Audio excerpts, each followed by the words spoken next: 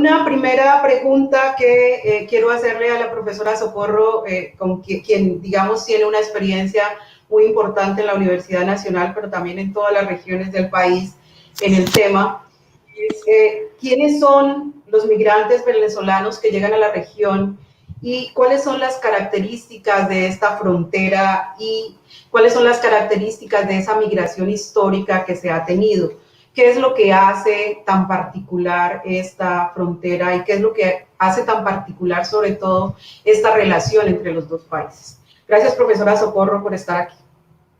Muchas gracias, Lucía, y gracias a todos los colegas que participan en el panel y también a quienes están en el público.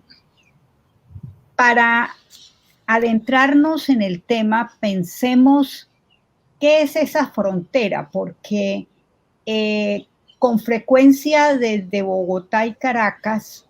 cuando se habla de frontera, se está pensando en 2.219 kilómetros de una línea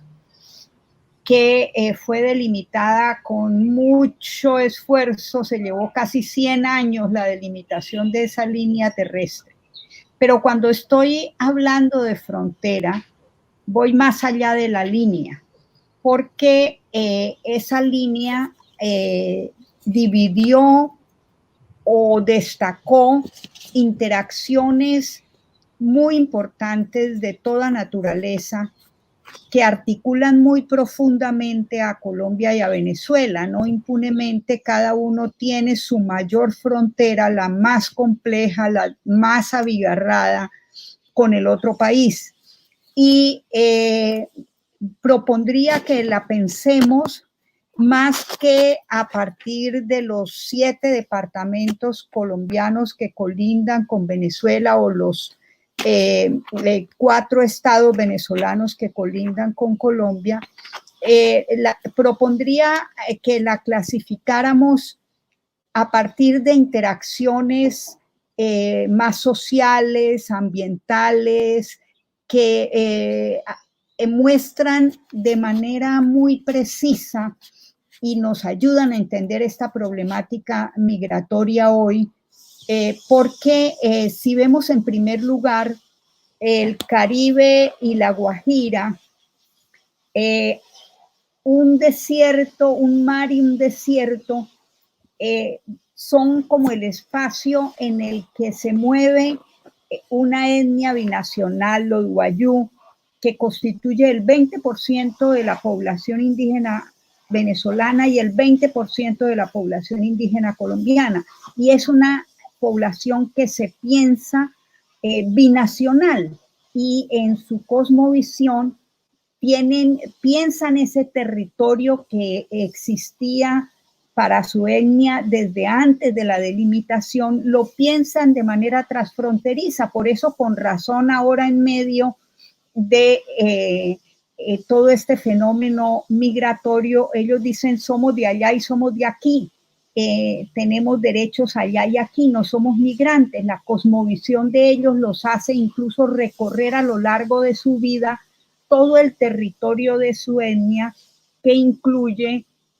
la media, la alta Guajira colombiana y parte del Zulia en Venezuela. El segundo ámbito es justo donde está la sede de La Paz, es ese Perijá Catatumbo,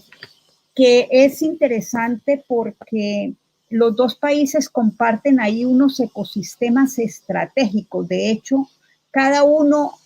llama parque nacional a buena parte de esa área, pero es un poco insólito que compartiendo esos ecosistemas tan importantes no haya mucha coordinación entre los dos países, y se trata de un ámbito que en cuanto a la migración ha sido fundamental, a diferencia del primero, donde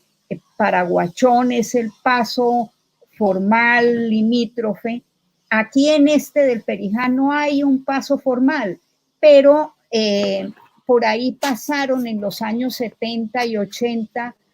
una buena cantidad de colombianos, especialmente del Caribe, que en momentos de gran bonanza petrolera en Venezuela, fueron a trabajar al otro lado, muchos de los cuales están retornando ahora con familia binacional, pero también en los años 90 y en la primera década de los 2000, en momentos muy agudos del conflicto armado colombiano, muchas poblaciones fueron desplazadas, a veces casi completamente al otro lado, para buscar algún tipo de apoyo. El tercer ámbito es el más conurbanado, es el donde casi siempre cuando se habla de frontera con Venezuela se habla sobre todo de Cúcuta, de norte de Santander, de el Táchira, y es un ámbito muy andino que comparte toda una articulación histórica poblacional, y lo que ocurre hoy con esa migración pendular de personas que vienen de Venezuela con mucha frecuencia a buscar servicios, a buscar bienes básicos, a hacer compras, a recibir las remesas. Es una manera de articulación que otras veces ha sido al revés. Está la conurbación que existe en esa zona, que hay 4 puentes internacionales. Solo 3 pasos fronterizos, porque hay uno que se inauguró, el puente Tienditas, y ni siquiera se puso en marcha por la tensión entre los dos países. Ahí tenemos el mayor flujo tanto de esa migración pendular, como por ahí pasan la mayoría de las personas que salen de Venezuela tratando de llegar a algún punto de Sudamérica, o a aquellos colombianos que vienen con familia binacional. Después está el ámbito llanero,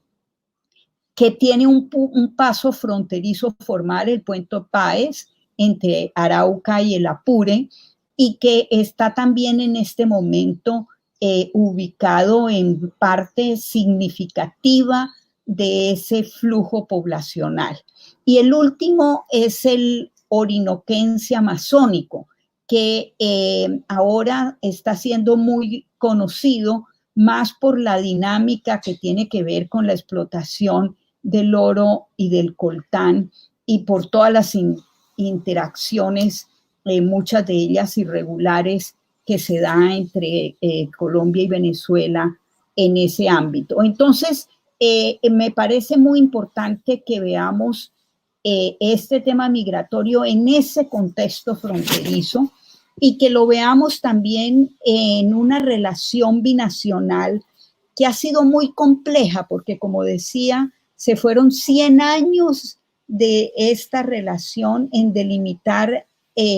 la frontera terrestre, y en cada lado quedó la sensación de pérdida territorial. Y después se abrió la delimitación de áreas marinas y submarinas, que lleva medio siglo, ha sido muy conflictiva y no se ha podido terminar. Los dos países habían logrado encontrar una buena relación en el marco de la comunidad andina, pero con el cambio de los modelos de desarrollo económico y de organización política de los dos países, y con la salida de Venezuela de la comunidad andina, todo ese entrecruzamiento de las dos economías, todo ese manejo de los temas poblacionales, de vecindad, migratorios, que tenía la integración andina y que se pensaban en ese marco, se ha liquidado, y más bien los dos